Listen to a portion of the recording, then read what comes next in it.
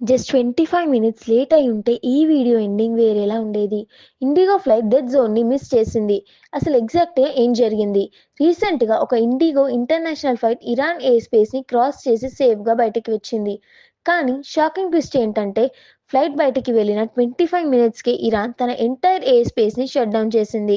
Iran air space ఎందుకు close చేసింది? Iran ఒక కంట్రీ కాదు. ఇది మిడిల్ ఈస్ట్ హార్ట్. సడన్‌గా ఎయిర్ స్పేస్ క్లోజ్ చేయడం అంటే missile threats, military movements, war level alert. Civilians స్కైలో ఉండడం డేంజర్ అని ఇరాన్ గవర్నమెంట్ ఇన్స్టెంట్ డిసిజన్ తీసుకుంది.